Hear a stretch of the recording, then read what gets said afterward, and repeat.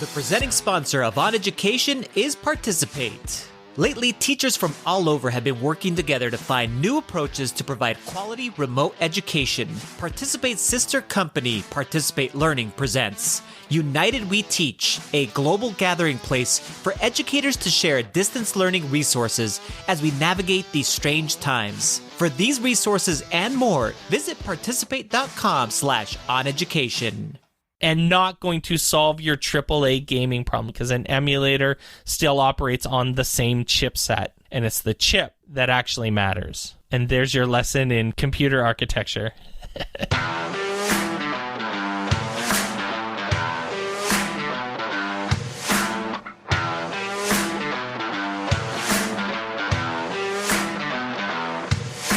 Welcome to OnEducation, part of the On Podcast Media Network. My name is Mike Washburn. And I'm Glen Irvin. Friends, we have an awesome pod for you today. We'll talk about all the new toys that have come out or been announced recently, which ones we're going to buy, which ones we're going to take a pass on. Everyone's tired. We'll talk about how sustainable our work this school year is. And our guest this week is Educator, CEO of Edumatch, and friend of the podcast, Sarah Thomas. My Twitch channel. Yes. Mr. Something Washburn. I'm working a lot on, and it just passed 400 followers, which is wild. That's freaking awesome. So it took me, I think I created my Twitch account in like 2016, 2015. Mm-hmm. It took me 200 to get to 200 followers, like 4 years. And I've gotten the other 200. So I hit 200 followers sometime around September. Yes. So since September till now, I've added another 200. But it's super hard, though. I mean, people that are listening out there probably think, well, that doesn't seem like a lot. Streaming is so hard. It's super competitive. Yeah. Every time slot. So if you think of this is what I was thinking about because I obviously watch a lot of Twitch streamers, specifically about Hearthstone, sometimes about FIFA, because I'm a big nerd. But these people are on 4+ hours, let's just say, a day. So they fill Easily. a specific time slot, everybody. So just so you guys know. And it's kind of like having the radio on or the TV in the background. That's how it is to me, kind of this thing where it's a personality you are used to, and they're obviously doing something that you enjoy. And then you can have interactivity with them, but they dominate a huge space. So it's not like TV where it was a 30-minute time slot, Mike, I was just thinking about for you where whenever you decide to stream, how many thousands and hundreds of thousands of other streamers are streaming at the exact same time. Especially when I'm streaming Minecraft. So Yes. Minecraft is the hardest one to compete with, because there are literally thousands of people streaming Minecraft at any given time. Yes. And some of those people have thousands and tens of thousands even of people watching them, which means that it's called discoverability. And discoverability is super low on Twitch. It makes it very hard to grow. You have to work super hard at it. So I have been, and I actually have a really big announcement that I think I'm going to save until like. Oh, okay. I thought it was going to be save it. So this is like the plug. This is like the tune in next week. Okay. For the big announcement. But I'm working on it. I'm just not ready yet. Because it's interesting, the topic though, as we've discussed this on the side of whether we should, when a kid says, hey, I want to be a YouTuber, I want to be a streamer, in general, whatever it might be, Twitch streamer, or whatever, to just go, yes, you can do this, but just understand how incredibly difficult it is. And I watch a bunch of so hard. Early 20-year-old, I want to call them post-college graduate students who have put their whole life into doing that, right, as a career, and they're just grinding it out, barely living, and they say that too, I need every little thing, a subscription, even if it's the Amazon Prime thing, subscription, or a little donation here and there just to pay their rent. And then they're grinding out these long days of, 8+ hours a day to try to, the more that they're on, the more likely it is that they like you just said, discoverability. So yeah, I'm super excited about your announcement next week to kind of help us delve into that next step, because it is an interesting thing. It's happening right now, and it's super complex. Mm-hmm. And I think a lot of people think it's like you turn it on, you press stream, and all these people are going to watch you magically appear. I'll tell you, it's the same thing with podcasting, right? I mean, podcasting the same. It's really hard to get discovered by in podcasting. There isn't. I would even almost suggest in a lot of ways it's harder. Because really the only good place to see other podcasts is like literally on iTunes. Like a lot of these apps on the phone don't have super good discoverability. So it's hard unless it's all word of mouth. Like OnEducation was built basically on Twitter. Big time. And just people sharing and then other people sharing. We've run ads on things like Overcast before, but they're getting way too expensive. Mm-hmm. We just finished one actually like a couple days ago, and I'm not sure we'll ever do it again because it was close to $500. Jeez. For a 1 month ad on Overcast, and it's we maybe got 30 subscriptions out of it. God, and that just doesn't seem worth it at all. So podcasting, you don't instantly, and that's why a lot of people do podcasts and then they stop them because it takes a long time to do a really good podcast. It's a lot of work. Yes. I'd say collectively between the hours that you spend working on it and the hours that I spend working on it, we're probably in the range of 3 to 4 hours an episode, if I had to guess. So a lot of people just don't have that time for maybe getting 20 downloads an episode. I know. That's like YouTube, and thankfully too. We're getting, obviously quite a bit more than that. Yes. Thanks to all of you. You guys are right, awesome. Of course. And that's the reason so why hard. It's important for them to share. If it's critically important to share. When someone, it makes me super happy when someone just gives a tidbit of something that happened in an episode. It just even something funny, like people talking about, because I mentioned my jeans last week or whatever. Right. But anything that strikes you that could have someone else listen, and then they listen and they're energized by the pod. They're like, yeah, I want to listen to more of this. That would be awesome. Which brings me to this, Mike. Okay. There's 2 new podcasts that I want to give a shout out to, because education podcast space is so crazily filled right now. There's so many, and I just this past week, I swear I saw 5 new podcasts come out that were education related podcasts, and it's super difficult to do. One of them is a friend of the podcast. She listens every single week, and she is a Schoology ambassador along with us. And Natasha has a podcast, and it is called, I want to make sure I get it, Black and Blonde. Okay. And it is freaking hilarious. Nice. Natasha's humor, and her, I can't remember who her co-host is, and the dichotomy between they're talking about racial topics related to education, and it is freaking awesome. So I would highly recommend, if you're interested in that, go for it and listen to that. And another podcast that came by way of friend of the podcast, Andrew Arevalo, who he had me coach one of his friends. His name is Michael Garcia, and just basically like give him the, like, how do you even get this started, right? It was awesome just talking him through our process, Mike, and then also sharing with him just how difficult it is.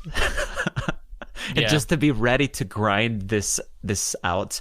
And the podcast is called Edu with You, and it's based in where I started my teaching career in southeastern California, and a variety of different topics, different than anything I've actually listened to. So I like that. I like when people take their own take on something, so that, it's something that a listener could go, oh yeah, that's something unique and interesting that I can listen to. So Anyway, I gave That's them an awesome. ad, Mike. And you guys didn't have to spend no money. Right, yeah.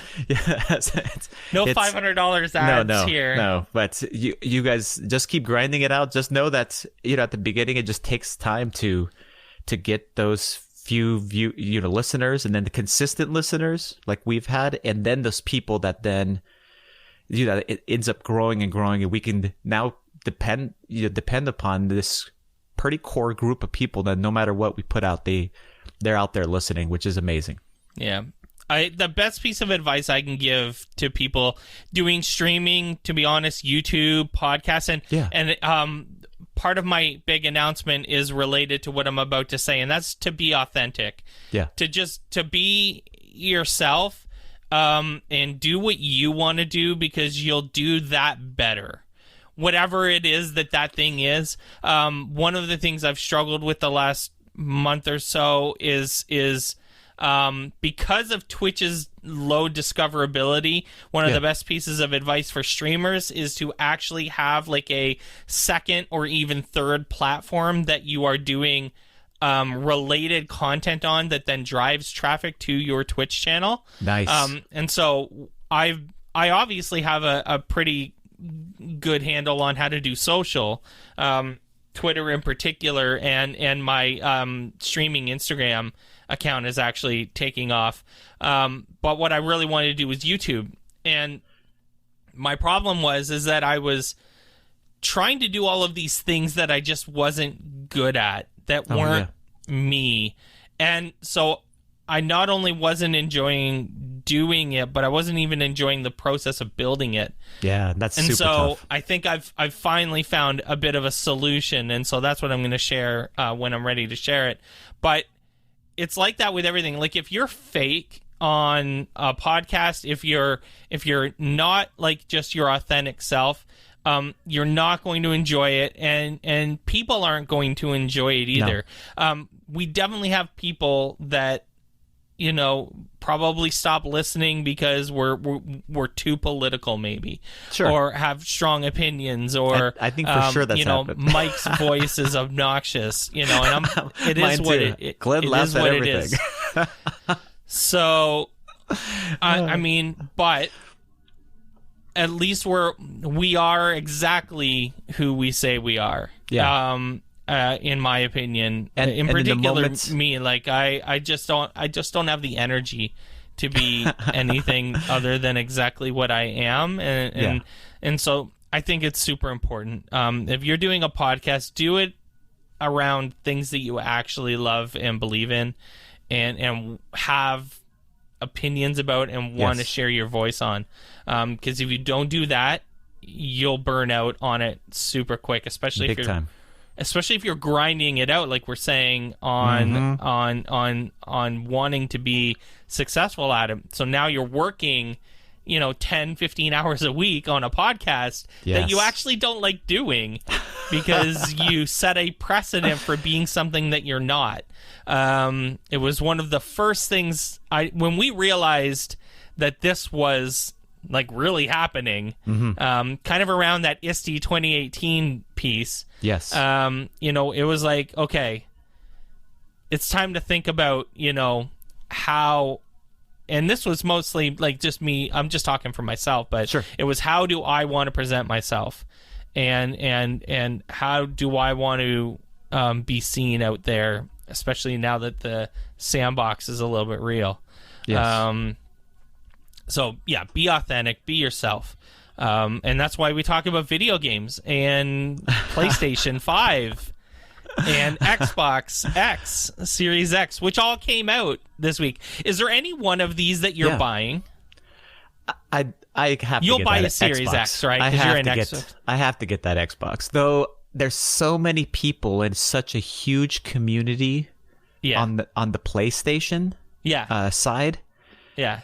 All the cool kids, for the record. record. I'm super tempted.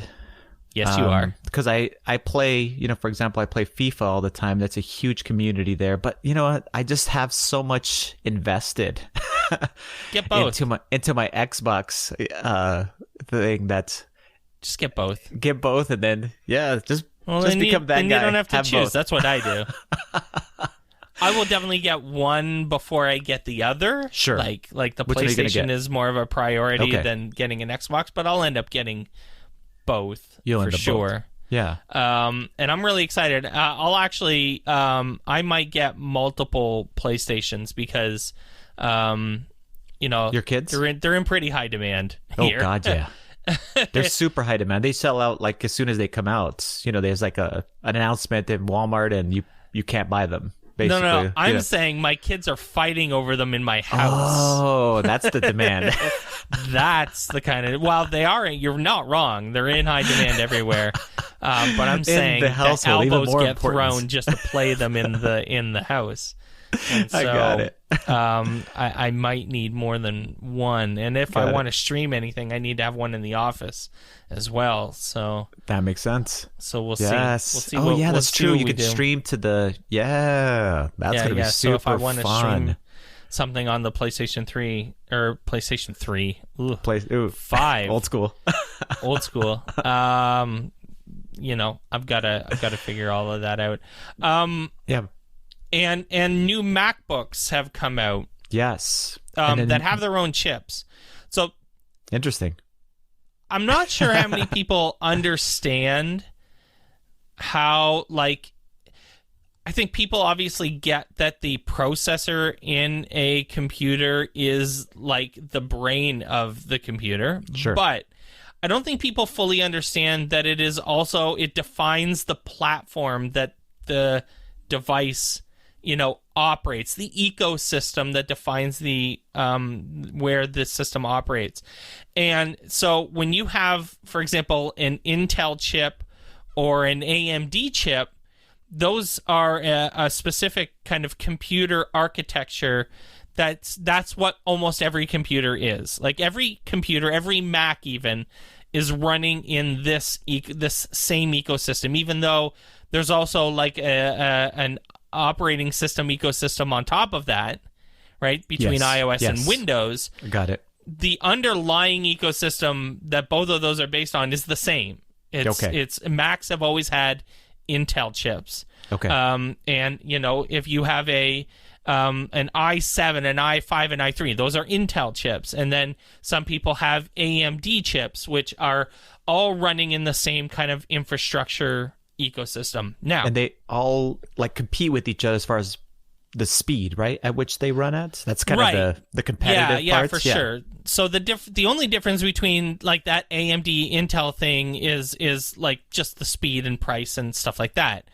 You can run Windows on both. Now, all MacBooks up until, and this is why we're talking about this, because this is kind of like the educational groundwork for why this is important. Okay. This is the quality content you get on OnEducation. That's all the same, the Intel, AMD, and all Macs for the last probably 10, maybe even a little bit longer years, 15 years, have all been in Intel chips, have had Intel chips in them. And so Apple has been, though, making their own chips for their phones and iPads for a long time. Yes. They are there's A series chips. There's like the A, like if you go and look up like A7, A9, whatever. Those are the some of the Apple chips, and now there's the M series chips. And they announced a couple months ago that they were going to release all future MacBooks, and they will not have Intel chips in them anymore. Apple is making their own chips for their own laptops. Could be good or could be bad, right? It depends on what you care about. So This is the conversation that came up on Twitter, because now all MacBooks are going to be outside of the common PC ecosystem. Oh. Side note, Yeah.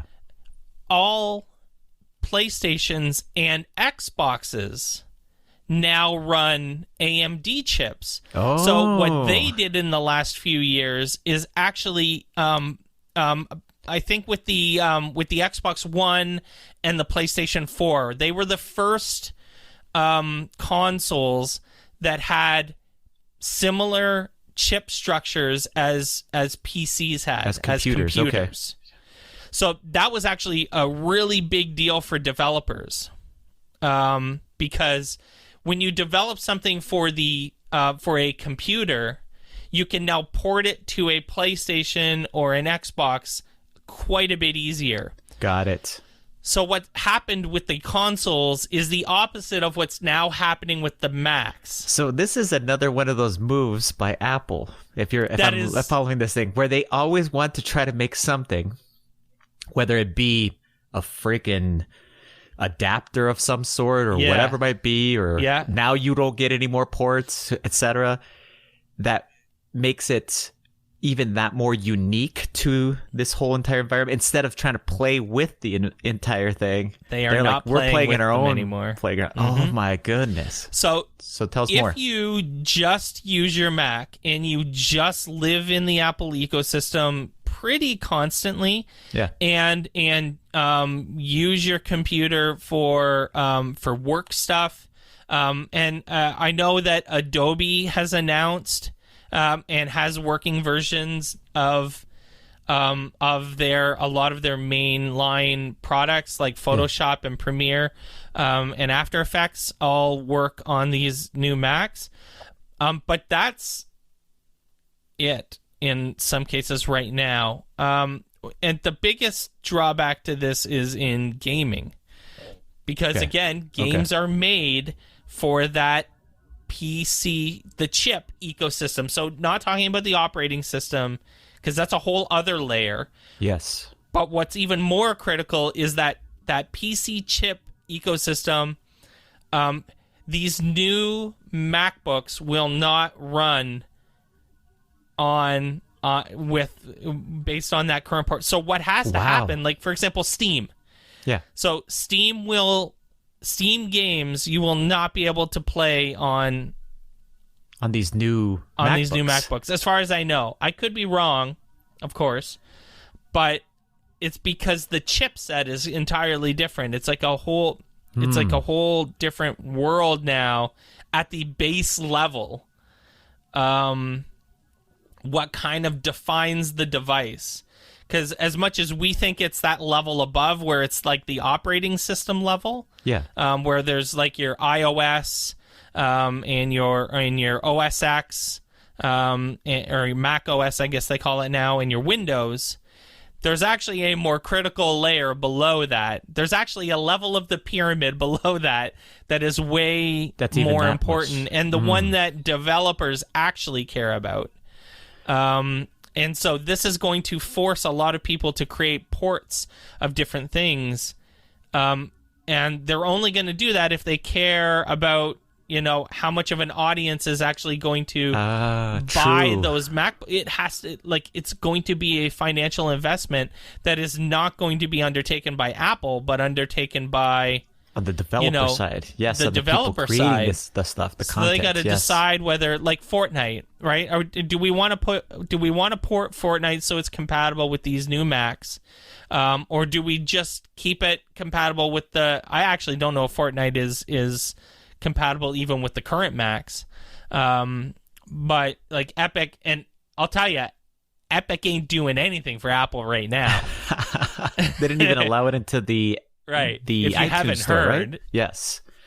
Epic and Apple do not like each other right now, so I wouldn't expect Fortnite anything anytime soon. So weird.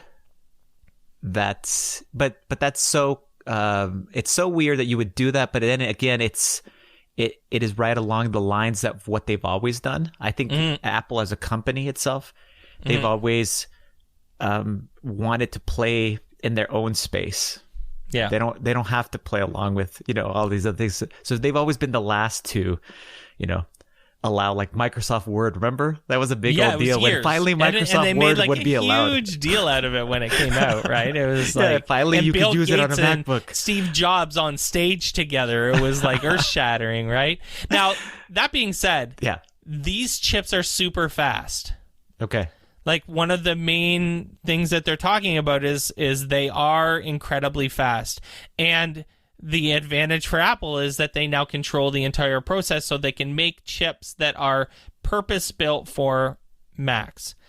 And that's a good thing. So, again, if the gaming piece is probably the biggest like drawback. So if you don't care about, especially about like AAA gaming, so those like Assassin's Creed high-end games, right? If you don't care about that, you're probably fine, because one of the things also that's going to end up happening, I imagine, is the iOS App Store will probably become very quickly compatible with Mac. So you'll be able to download and play iOS apps that are on your phone or your iPad on your MacBook. Because now they're all part of that. Like, that chip ecosystem is now the same as the iPads and phones. So yeah, that's interesting then too. If you live within that system, you don't even care. I mean, as long as you don't. If you live in your happy little Apple world, you're going to be happy. You're fine with buying this MacBook. Yeah. And you probably should, because it's really fast and it's really good. Yeah. If you do other things, if you sideload Windows, for example, and tons of people do, have Windows on their MacBooks, and you click a button and you choose which one you want to load into, and then you play games or whatever on the Windows side of your MacBook, you will not be able to do that at least the same way as you currently do. You're going to now have to probably run a Windows emulator, which is not the same and not going to solve your AAA gaming problem, because an emulator still operates on the same chipset. And it's the chip that actually matters. Oh, man.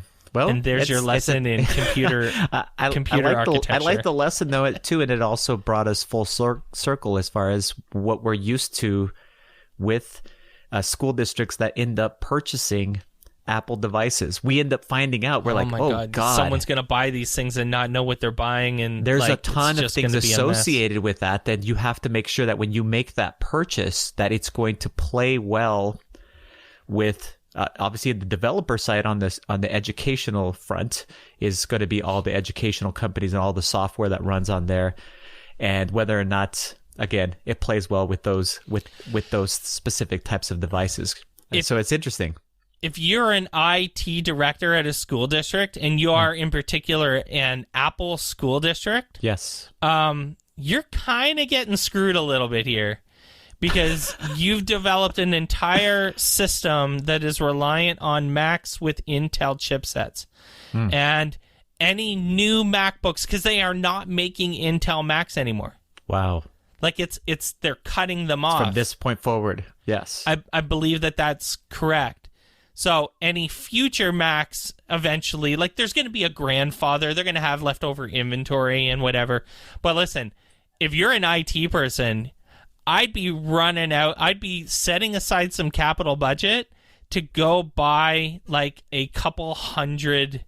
It's going to be way cheaper for you to buy a whole bunch of Intel Macs than to deal with two competing chip ecosystems that can't run all the same programs or have multiple versions. Could get really complex. Multiple versions of the same program because of the chipset. Ooh. Is a possibility. That's actually a really, really good point. And we are a Mac school district, and we have. I know you are. Yeah, I know. That's why I mentioned it. And there's a lot of them in this area. So I would just look into it, and if you find anything that's contrary to what I said, like if let us know. Though. You let me know too, because I know you're going to probably be involved in some of those types of conversations at your school district. Well, you just finished educating me too and making me a little paranoid to make sure. Well, just to make sure we ask the right questions, especially not on the Mac side, because they will give you the answers that you want to hear. But especially asking it on the developer side. Oh, it's fine. You'll be fine. And saying, okay, so these new things, does your every software work program with this? that you have going to be compatible with the new Macs? Some yeah. will. And some won't. Some will make a version because they're like an education-focused company. Maybe have a vested interest in porting their program to be compatible with the new chipsets. But some won't. Yeah, some won't. It depends on their market and how much money they have, because it's going to cost developers. I have no doubt that Apple will subsidize. Like if Apple wants Steam to be compatible with these new MacBooks, Valve is going to be like, okay, well, you made the decision, so you pay us to port it. Yes. Thank you very much. So yeah, we are super dependent. Everybody knows this right now, whether or not you're face-to-face or in hybrid environment, especially, or full distance learning going on right now in your school districts, on these devices, and for them to just freaking work. And there was a great tweet by Adrian Brandon, and she wrote, "Wow, that's quite a week." She's so right. I'm so sorry. It's serious. She said it's seriously 1 day, 1 hour even at a time over here. I've never been worried about burnout, and now it's slapping me in the face. And then she continued to write basically that education, the way it's being done right now, is not sustainable. And it made me think of, there's so many different ways that education is being done right now. And I honestly have not heard very much positive comments about any of them.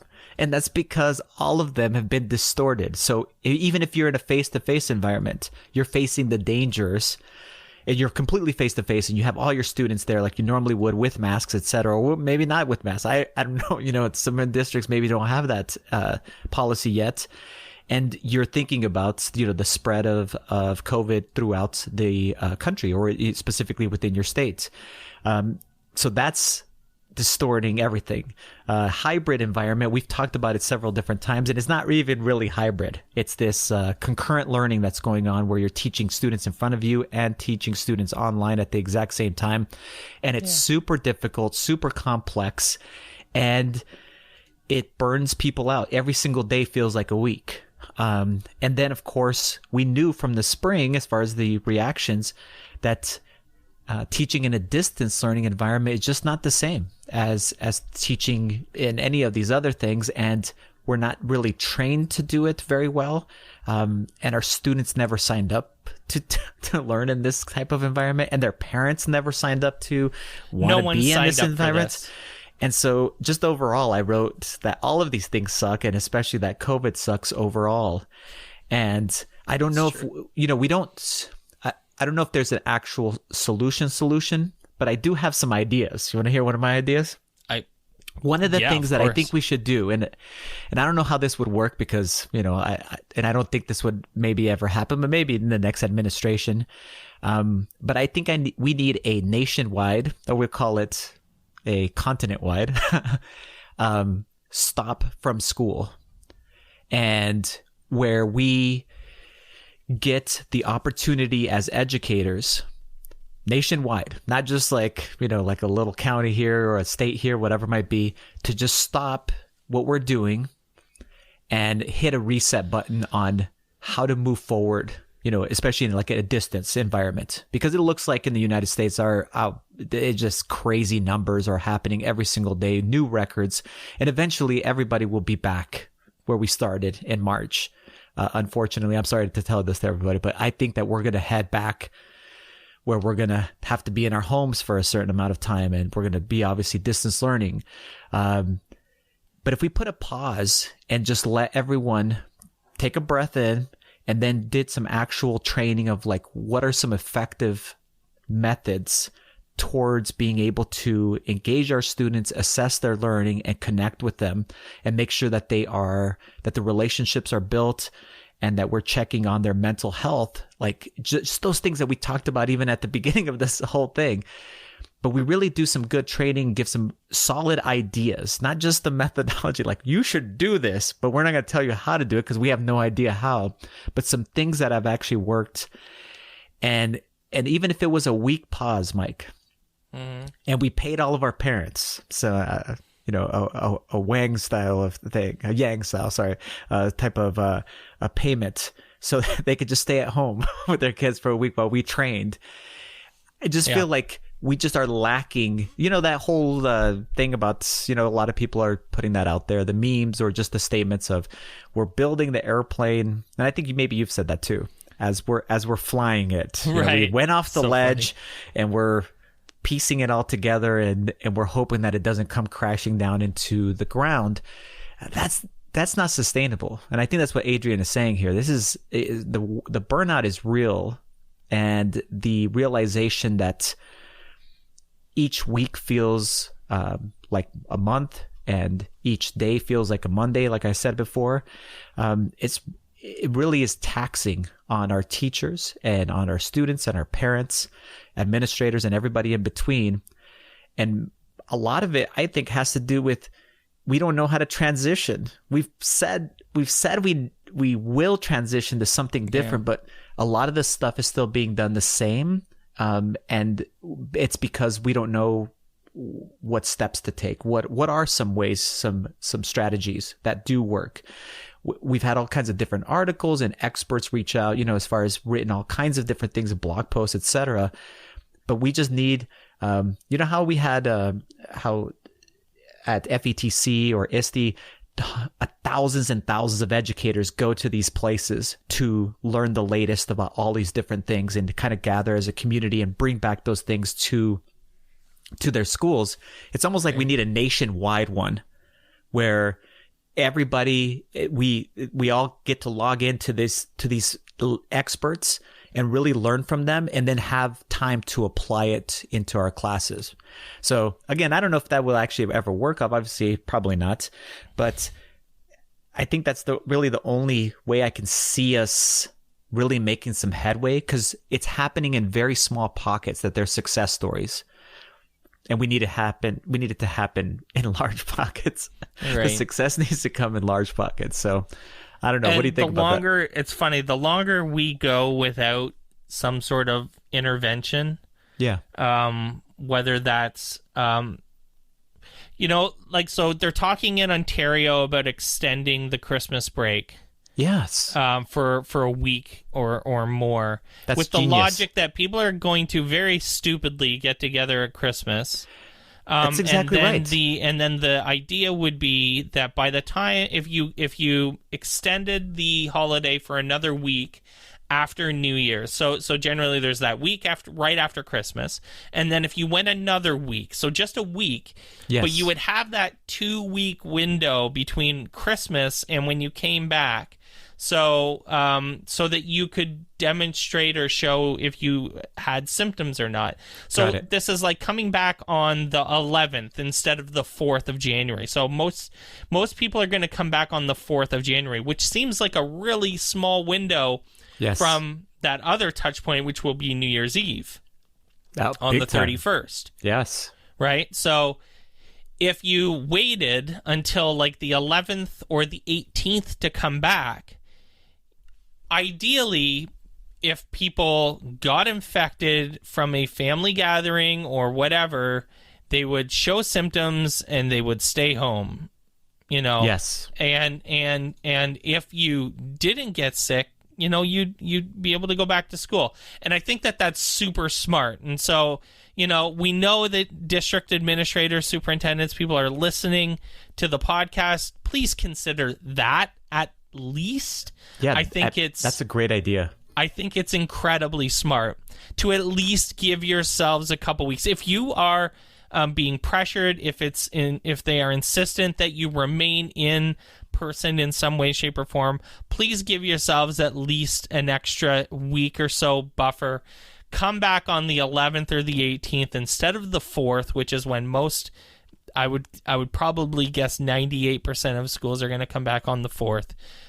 Please give yourself a little extra time.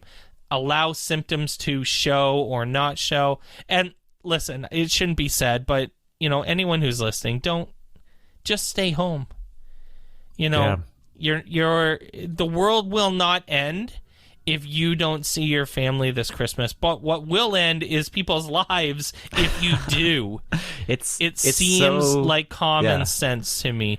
We, Cheryl and I, we ordered a really cool box, food box for Christmas from HelloFresh. We're going to have an awesome meal here, just the four of us. And I believe we're just inviting Cheryl's parents, who are part of our bubble. Because Jacob goes over there every day. Yeah. So like we're exposed to them constantly. So Cheryl's parents are coming over. So we're having 6 people for dinner. And they are definitely people where, if we're going to get sick from them, it's already happened. Yeah. So, that's it. Do that, please. And consider an extra long, because everyone is tired. I'm not even in a classroom, and I'm exhausted. I can't even imagine. Like Cheryl and I were talking about it, and Cheryl's got a really interesting role this year too. Yeah. Where she's not like she's in a classroom, but she's not teaching like the same class every day. And like she's tired, and it's like she was saying to me the other day, and even like the remote people who are doing full remote in Ontario, like it's a disaster in some places, and it's just everyone's tired. Everyone just needs to really think hard about what their decisions are going to be over Christmas break. And if you are doing in person, please consider not coming back for an extra week or so. I think it would save lives. I honestly think it would save lives. I was thinking that in the United States, one of the biggest travel days and actually one of the biggest shopping days happens not this week that's coming, but the following week, which is our Thanksgiving week, Mike.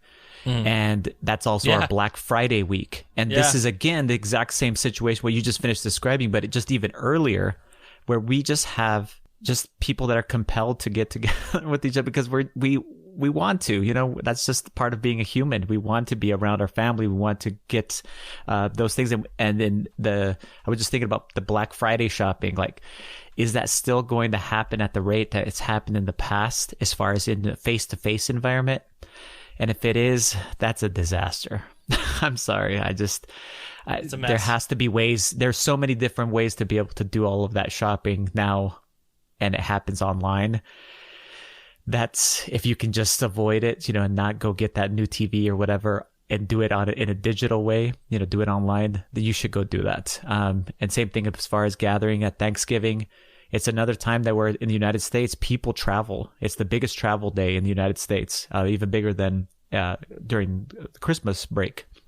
And so that Wednesday before, basically a week out from when you're probably listening to this podcast, that's a huge day. And if you are going to travel somewhere, like Mike said, make sure that they're in your bubble, that they've quarantined. You understand that, yes, you are symptom free, and you're not going to be spreading it to each other, because it's already so crazy that, yes, it's insane. And Adrian, thank you so much for this tweet. I think this is a thing where I see some of these tweets on Twitter, and I'm like, that's the reality. That's what I hear. Yeah. And I hear every single day from my colleagues. And it's the environment that we're living in. And now I'm just always hoping that we come up with solutions. That's what I want is ways to be able to address these things and help our teachers. And these are some of the ways, like what you just described, both for the virus, for health reasons. We should take that week and imagine that we were able to do some sort of professional development in a distance way, in an online way, where teachers could seek out solutions to things, not philosophy or whatever it might be. It's like we need strategies that work in different, whether it be during class to make those relationships work, etc. We need those things.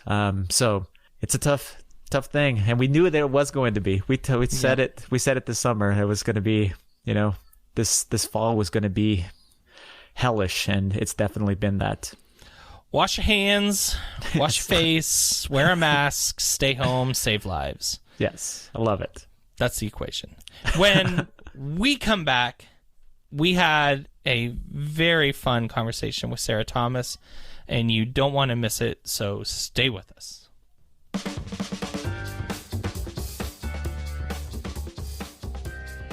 Welcome back to the podcast, everyone. Our guest this week is the CEO of Edumatch and Edumatch Publishing. She's a prolific speaker and the regional tech coordinator for a school district in the D.C. area.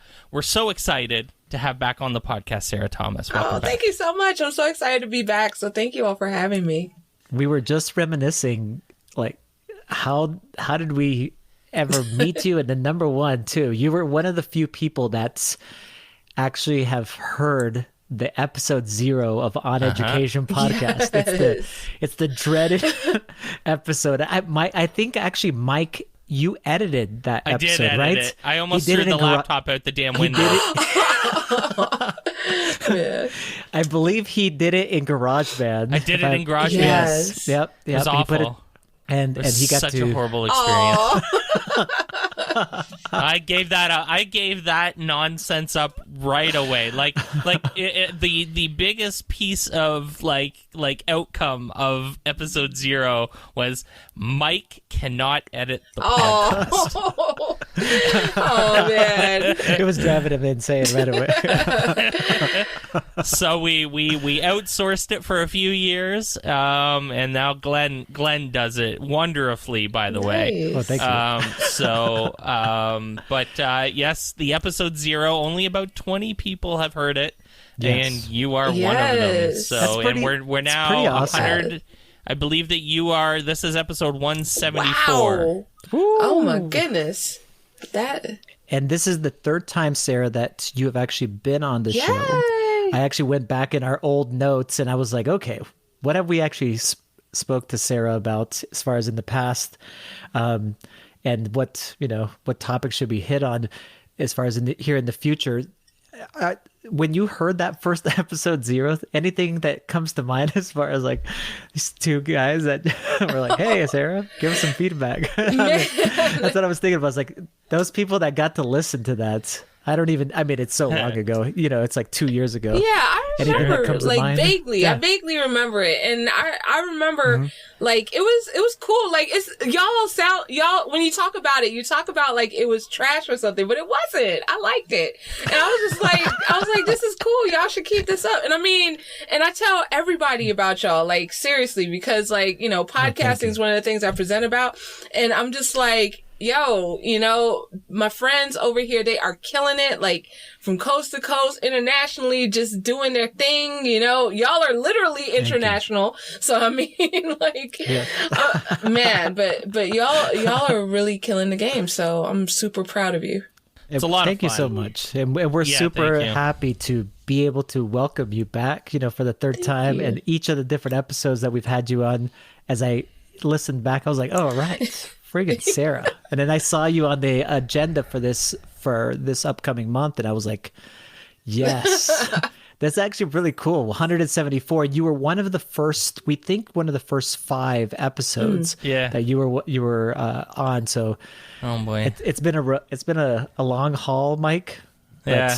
man, Man, that is awesome. we're gonna have Sarah on it when we're in 200 plus. Then again, Yeah, absolutely. I think we should have. Actually, I was thinking about it the other day because it's coming close. Is having like a episode 200 round table sort of thing. Oh, yeah. Might be kind of neat having a couple people on all at once and just I don't know what we would talk about, but I'm sure it would be smart and enlightening and all of the things that our guests are. Oh, that would be awesome. So I wanted to ask you, Sarah. So you and I have both kind of recently gotten into the same thing. You probably a little bit earlier than I have, but me in the last year or so, really into like very small amounts of investing. I don't have a ton of money. neither. Let's just be clear.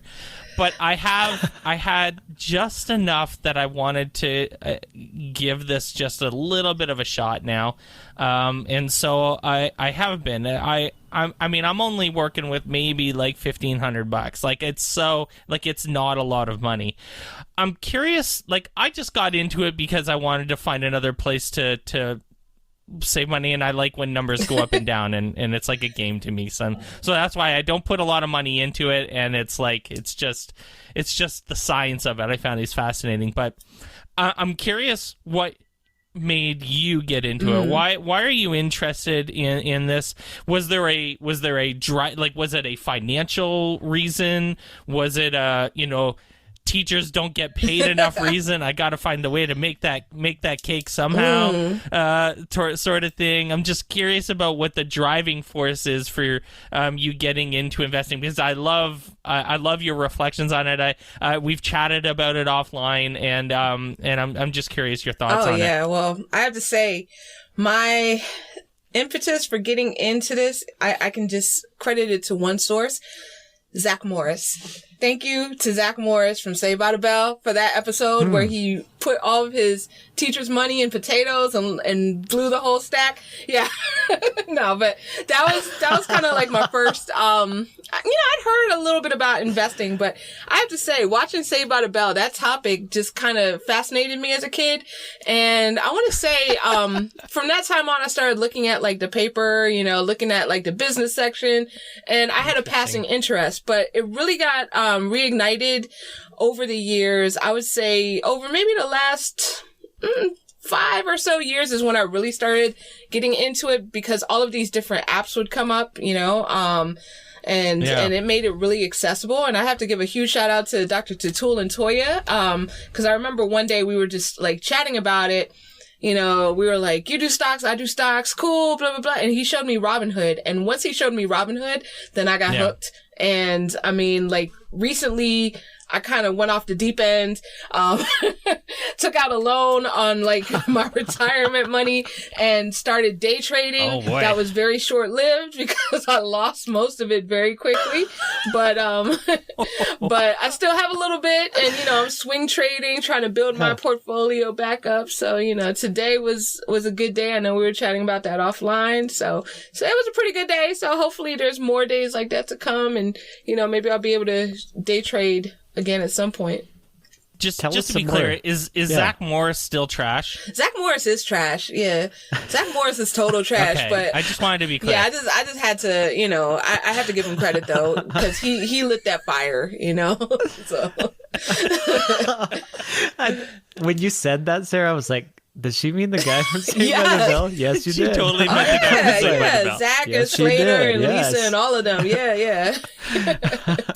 Of course, Screech. Screech. How could I forget Screech? So funny. Yeah. Screech made the show, but he made the show for sure. So, Sarah, I obviously not just follow you on Twitter for the education posts and whatever else you're talking about there that has to do with Edumatch, all of the wonderful messages that you put on there. But now I'm a big fan of your Facebook account also. And so I really wanted to talk to you about the election. Okay. Obviously, Mike and I just in the previous episode had a long discussion about kind of our reaction, number one. We reacted also to the speeches that were given and just the general feeling. Yeah. Just like how we were feeling. I really want to hear your reaction. Like, just let us know like what you're thinking about, when the final results, when they were being posted. And I saw that you actually kept posting a different network as they kept confirming. Yeah. And actually how I felt too, and that's what we were talking about, Mike and I, is like, I'm glad that they all waited until the results were really solid and confirmed, and that it still feels kind of like not real in a way. It totally still feels not real. So, and you hear some things, it kind of brings back the jitters and me. So I really want to hear, as far as what's your reaction, how are you feeling right now, and anything as far as like where do you see us kind of moving forward? Hopefully January 20th and beyond. Yes. Yeah, absolutely. Well, I have to say, me personally, and speaking on behalf of Sarah, not on behalf of Edumatch or anything like that, but just me personally, I felt a bit of relief, like a lot of relief. I thought it was just going to be a bit because, there's still a whole lot of work to be done. But I felt like the not knowing was just really driving me up the wall. And now I feel that we know. And, the next few weeks or months might be, still challenging. We're still facing things such as a pandemic, social injustice, and even when we have a change in leadership, then these things are not going to magically disappear, so, there's still a lot of work to be done collectively by all of us. But I do feel better in knowing that there will be a change. And the plans that I've heard coming from, our new president, our new vice president, those help to put my mind at ease. I just want to, I know right now, living in the DC area, it's been extremely stressful. I mean, even just zeroing in on, the elephant in the room, the COVID, right? The area where I live there's a lot of government people in Northern Virginia. And so when you had this virus kind of ripping through government, and cases were like skyrocketing in this area. And I mean, it felt like there was nothing really being done about it. You'd go outside, you'd go to stores. Sometimes people would have a mask on. Sometimes they wouldn't. There would be a sign on the door saying, wear your mask. But, sometimes people would disregard it, even the people working there. And I mean, that made me feel very, it really made me feel like it was not going to end anytime soon. But I feel like with the plans that I've heard, I'm looking forward to at least, that part being, progress being made in that area. And I heard today that Pfizer has a vaccine that works with 90% effectiveness. So, knock on wood, definitely want to, hoping that part of our life goes back to quote unquote normal, so. Yes. Even just the way people are talking the last 48 hours is different. Yes. Like I've talked to a few people and just you can hear it in their tone of voice and in their facial expressions that I said it last week on the podcast, it's like a 320-pound weight has been lifted off of our shoulders. Yes. And just everyone feels, well, you know what it is? It's hope. Yeah. Again, is what I think it is. Mm-hmm. It's the idea that, there's someone that you can disagree with Joe Biden all you want on like individual things and whatever. Yeah. Don't ever doubt, like, especially with Joe, and I think Barack Obama was like this, but Joe really is, it's obvious that he will do what he thinks is best for as many people as human. The guy just oozes empathy. And I think that's like an incredibly powerful aspect of hope that we haven't had in a long time. A president that's empathetic. Yes. I saw that you specifically were posting about Madam Vice President Harris.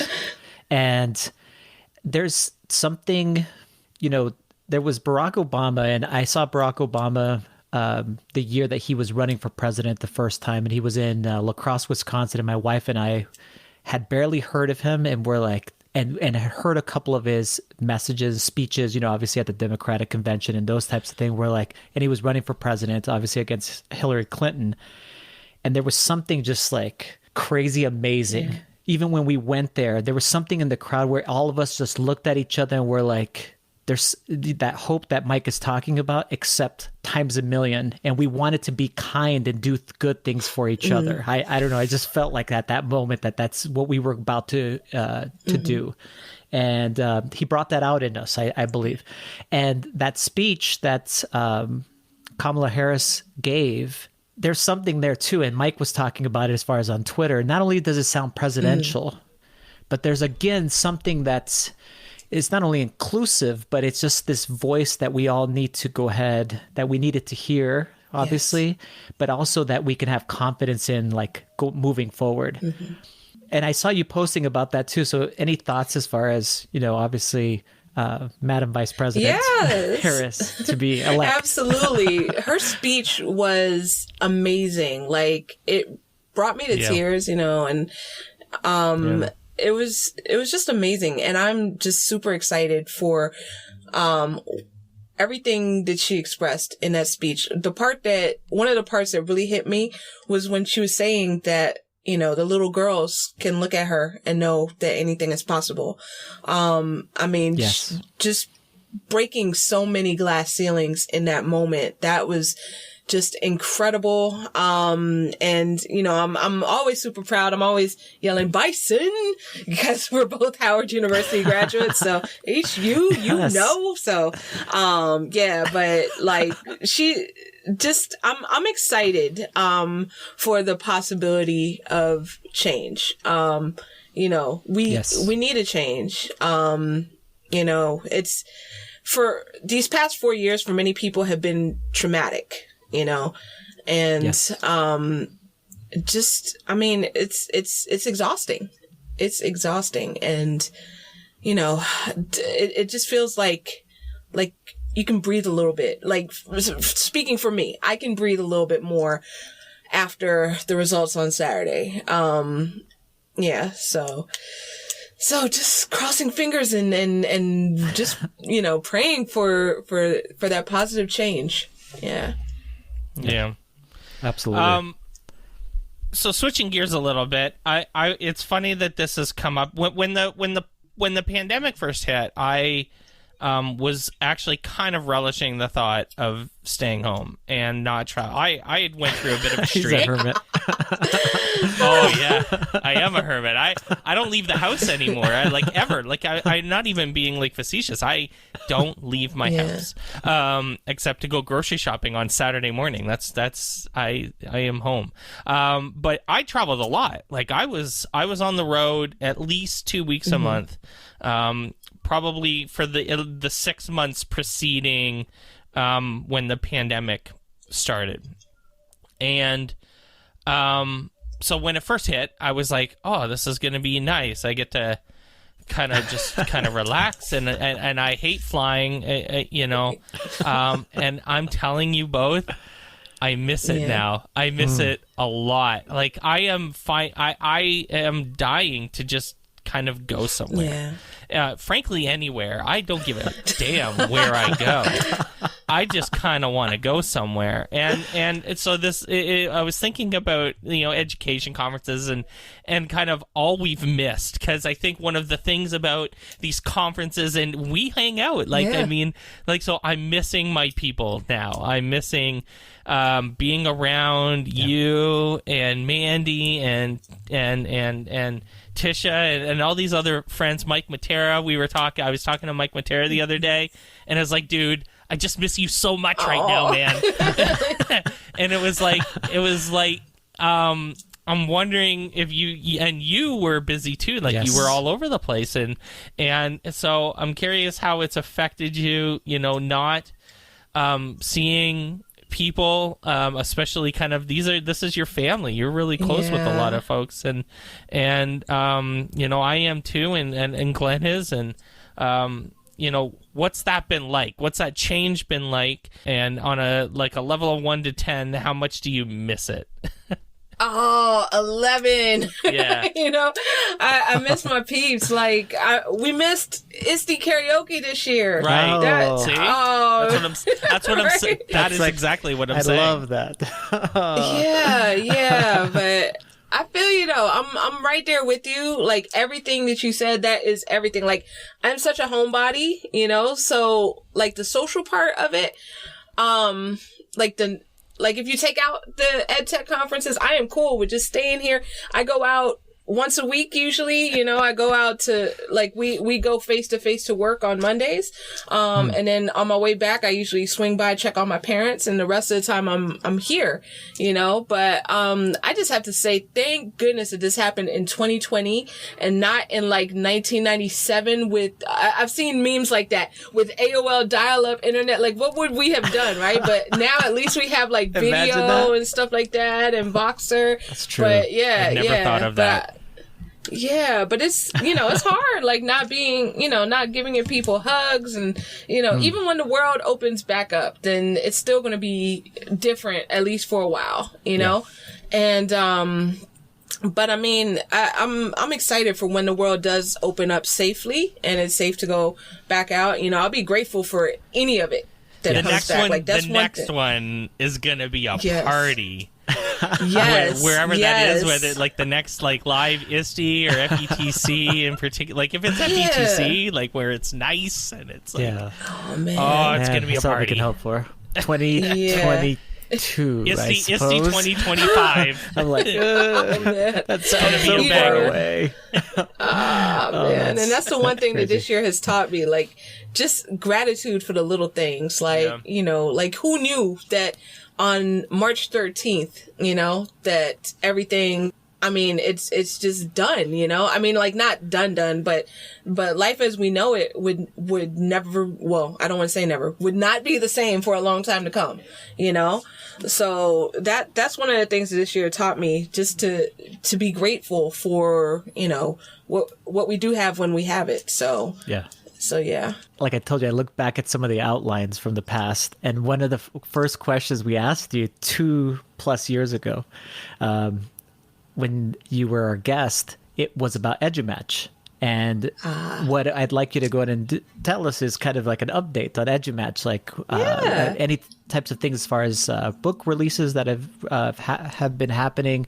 And even the way that Mike wrote this question, I love it. So I'm going to ask it that way. It says, what's been awesome with Edumatch lately? I love that. Yeah. So, I mean, a lot has changed in 2 years. It's really cool, you know, and it's all thanks to our community, you know, people coming in, bringing parts of themselves to Edumatch, and that's how we grow together, you know, and we pivot. But since when we talked probably 2 years ago, that first time we talked, between then and now, we have released over 50 books. Wow. So that's, tonight we just had one, like, the date of this recording, November 9th, and we just released, Aubrey Bright in Stories That Connect Us. So that is a great children's book written by, Jen Casatad, Lee Castle, and illustrated by Sahar Fermani, who is a student of Jen's, a former student of Jen's. So, Super I mean, you know, cool. we pivoted. Yeah, thanks. So we've done PD books, we've done children's books, we've done documentaries, we've done curriculum, and we're still kind of grinding it out, you know, always trying to help amplify the voices of all of us telling our stories. And, I guess another thing that has changed is that we have, I guess, officially launched our nonprofit.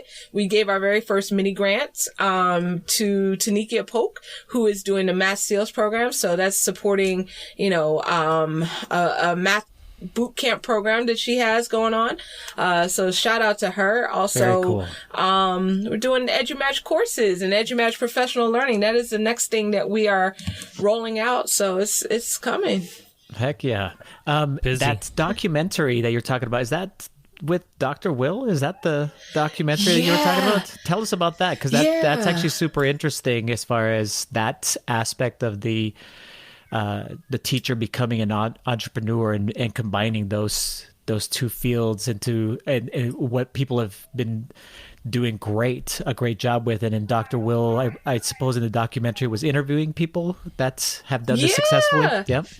Yeah, huge shout out to Dr. Will and the Edupreneur. So that was our first documentary. We have 2 that are currently out. So we have the Edupreneur and also Thrive. But telling you about the Edupreneur, because that's the one that you just asked about. Dr. Will, huge shout out to him. He interviewed several entrepreneurs in the field of education, just looking at the behind the scenes, what it's really like, tips and tricks to get started. And just, I mean, it's a gold mine. It's a gold mine. And he's currently working on the sequel.